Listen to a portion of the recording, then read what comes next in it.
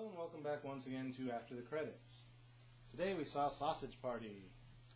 What did I think of Sausage Party? Seth Rogen, why do we have this relationship? I think you're a shitty actor. I think you make some of the worst fucking films ever. Or at least the ones that you actually star in. But sometimes you're a fucking genius. And this is one of them fucking occasions because this movie was fucking hilarious. Not super original, but it gets some originality points for the way it portrays certain things. So for those of you who don't know the overall basis of the movie, it's basically an experimental look at relationships based on social bias, racial bias, religious bias, and just the way it goes about it is very clever. I'm not going to say that it's amazing or even good or anything. It's clever. I'll give them that. At the same time, it makes these points about certain things and certain ways people think based on, like I said, social and racial and religious beliefs. It also mockingly jokes racial stereotypes and how, even though you don't mean to, sometimes you play into them, and how other people view other people based on all these little things. And it's all wrapped up into this story about food, who think that when they get chosen by humans, they're going to this magical paradise, only to later find out that the humans kill and eat the food. So, we start out in the supermarket, and there's an opening song number about how great the afterlife will be. Actually, it's not even really called the afterlife. I forget what exactly they call it in the film, but it's basically when you're taken out of the store, it's like you're passing on to the next phase of existence. And they all think it's going to be this magical place. So there's this opening song number, which then leads into Seth Rogen's character, who is a hot dog, a sausage, as he's called in this one. He's in a pack of hot dogs, and he's talking to all the other hot dogs. And then he kind of turns and he's talking to the pack of buns next to him, which the main bun is his girlfriend.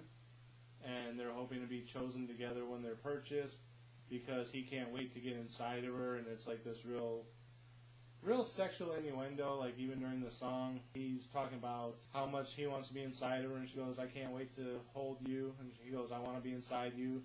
I can't wait to touch you. I can't wait to be inside you." So it's just like back and forth, kind of like how women want a relationship, guys just want to fuck.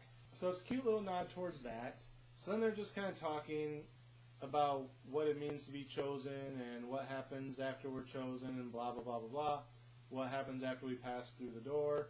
At one point, Seth Rogen kind of questions if there's actually anything on the other side, because no one knows. It's basically him calling into question his religious beliefs, I guess, because all the others believe in this hereafter. And he's like, yeah, I believe that it's there, but what if it's not? So it's kind of that beginner's doubt thing.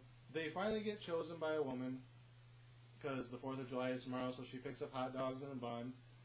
And shortly before that, a jar of mustard got returned because he was actually honey mustard, and the guy meant to get regular mustard. So they put the honey mustard back on the shelf, and all the other honey mustards are like, "Dude, you're back, what was it like on the other side?" And he's just like this complete wreck, and he's like, "It's all a lie, man, it's all a lie. They kill us and eat us." And everyone's like, "What are you talking about, man? No, that can't be right." So the same way they picked up the hot dogs and buns, picks up the honey mustard, puts it in the cart, and he's like freaking out, like telling everyone, we're all gonna die, they kill it, like freaking out, and he's about to commit suicide by jumping off the edge of the cart. So Seth Rogen tries to catch him, and Seth Rogen's kind of hanging on the end of the cart. So then his girlfriend goes and she's trying to catch him and hold him up, and they're trying to get back up in the cart, and just then another cart crashes into this cart, and a bunch of shit goes flying out of the cart, crashes all over the floor, and they do this kind of tongue-in-cheek reenactment of the beach scene from Saving Private Ryan. All the people getting blown up as soon as they got out of the boats and start heading towards shore. It even has the moment where the guy picks up his own arm and kind of carries it around, except I think it was a Oreo cookie, and it picked up like its one half. It was kind of walking around. And so it was kind of a little nod towards that, because it's like, basically it's visualizing that what just happened was such a bombshell that it was like almost like an all-out war and destruction. And how do you represent that? Well, that scene in Saving Private Ryan was actually probably a good way. So they reenact that. So now they're lost in the store, and they're kind of upset because they were chosen, and they thought there was this great afterlife that awaited them. Then Seth Rogen's like, well, what if what Honey Mustard said was true? And she's like, well, no, you have to have faith. Again, with the somewhat mocking of the religious belief of having faith. All right, well, I see where this is going. So he goes, okay, well, let's try and get back to our shelf. We'll just jump into another package, and we'll get chosen tomorrow. So they're on their way to that, and he notices something that Honey Mustard had mentioned, so he kind of wants to take a detour just to check it out. But he knows if he tells them directly what he wants to go there for, they won't agree to it. So he basically kind of says, I think there's a shortcut going this way. She follows him. At this point, they've met up with a couple other characters, Bagel and some type of floppy tortilla thing. Both from the ethnic foods aisle, I guess.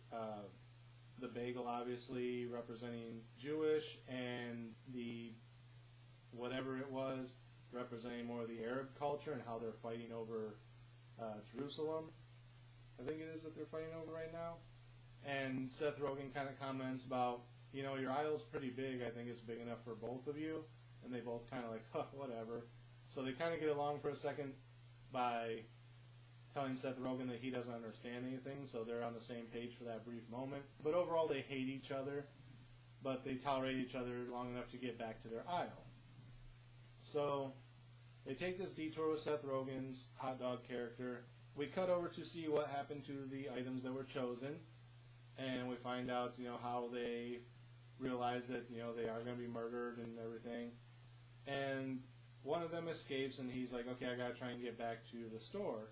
We follow him for a little while as he tries to get back to the store, meets up with some other food that's been partially eaten by this stoner kid.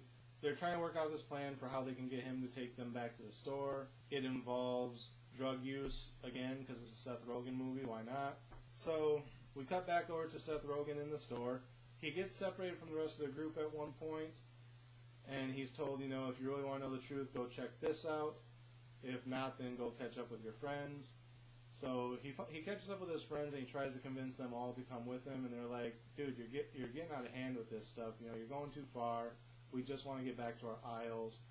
We don't want to go on this adventure. We don't need proof of that our beliefs are wrong. We don't need that. We just want to be who we are and live our life. He splits off, and he goes and checks out this other thing that they told him to go check out. So eventually the remaining three, they all get back to their shelves, and that's when Seth Rogen's hot dog character gets on the in-store security or overhead footage and kind of announces to everyone, look, I found this, and it proves that what you guys believe is wrong. So, of course, they kind of get into a panic mode, and they're like, look, we can either believe what you're telling us, or we can continue to believe what we've been told all along. What we've been told all along is a lot happier. We're going to choose to keep believing that. He's like, you're all idiots, and they're like, well, we may be idiots, but at least we're happy idiots. So he's trying to get back over to meet up with his girlfriend because the store's about to open. Spoiler, the other hot dog that was trying to get back to the store finally makes it back to the store. And he's like, look, man, everything you said was right, but you have to understand the way you went about trying to explain it to these people was wrong. You need to be more understanding of their personal beliefs and whatnot. So Seth Rogen gets back on the camera and tries again. And he's like, look, this is happening, but we can stop it if we all fight together, and rebel against the humans. So at first they're all kind of, nah, we're done listening to you, go away. Something happens in the movie, I don't remember exactly what it is, to where all the food starts to believe in what Seth was saying, and they all agree to finally fight together to take down the humans. And basically the food in the store kills every human in the store and develop this level of peace with each other, which leads to this giant fucking orgy out of nowhere. Because at first Seth Rogen and his girlfriend are kind of like, we're finally back together, let's do what we always wanted to do, and they start fucking. And the Bagel and the whatever tortilla thing are watching, and they're like, I don't know if it's right to sit here and watch like this, and they kind of like start to kiss each other, and then there was this taco shell that they met up with that implies a few times that she's a lesbian and wants to be with the bun. So they're watching these two have sex, and it's on the cameras through the store. So then the other people start having sex, and then everyone in the store starts having sex. The taco gets it on with the bun at one point because she thinks it's Seth Rogen doing something, and he's like, what are you talking about? I'm over here jerking off to these guys doing it, and talking about the bagel and the tortilla thing. She looks down, and it's the taco going to work on her. So then there's like that, and then, like I said, the rest of the store, all the products start just having sex with each other. And then that wraps up, and then everyone's just kind of like, okay, back on the shelves. Like it never happened. Okay, whatever. And that kind of wraps up the movie. We'd never get a resolution as to what happened as far as the humans in the store the next day, because they were all killed. Eventually, I would assume someone comes in and finds a bunch of dead bodies. And did the food then attack again, or was the store just shut down and all that food was allowed to sit there and rot in peace? What happened next? There was actually a continuation of the movie after the orgy and all that. They were called back to the room where the characters originally told Seth Rogen where to go to find the truth. And they're like, look, we've discovered a new truth, and here's what it is. And it sequel baits hard into potentially another film. But I honestly hope they don't go the route that they were saying they were going to go with it, because that would just be ridiculous.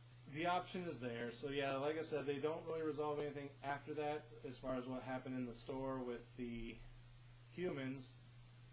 But based on where they're going next with the story, I guess it doesn't really matter. I'm not going to tell you what it is. I don't want to spoil the whole movie for you, but more or less that's the movie. So like I said, it was a fun experimental look into different aspects of race and religion and personal beliefs and social beliefs, stereotypes and things like that. And I think they handled it fairly well for what it was. Again, it's a cartoon. It's not meant for kids, but they were trying to push it as we can talk about all these things because we're a cartoon, and cartoons are meant to be kind of stupid, so if we say something stupid, it's just an expression of the character's beliefs, not their own personal beliefs. And as long as the cartoon character learns something different by the end, it works. So like I said, it was kind of a fun experiment. Like I said, sometimes Seth Rogen, more times than not, makes piles of shit for films. Once in a while, he squeaks out a gem. Once in a while, there's a Superbad. Once in a while, there's a Sausage Party. Once in a while, there's every other Seth Rogen movie. So, what would I give this one as far as a star rating? I'm going to give it a solid 4 for what it was. They took a chance with what it was, and it worked out. And from what I hear, it's doing really well at the theaters. It might even be up for a few awards. So yeah, I give it a solid 4. Not much else to say other than that without repeating myself more and more. So yeah, that's it for this episode. Again, as always, thank you guys for watching. Remember to like, comment, subscribe, share the video. The links to social stuff is down there in the description. And until next time, we'll see you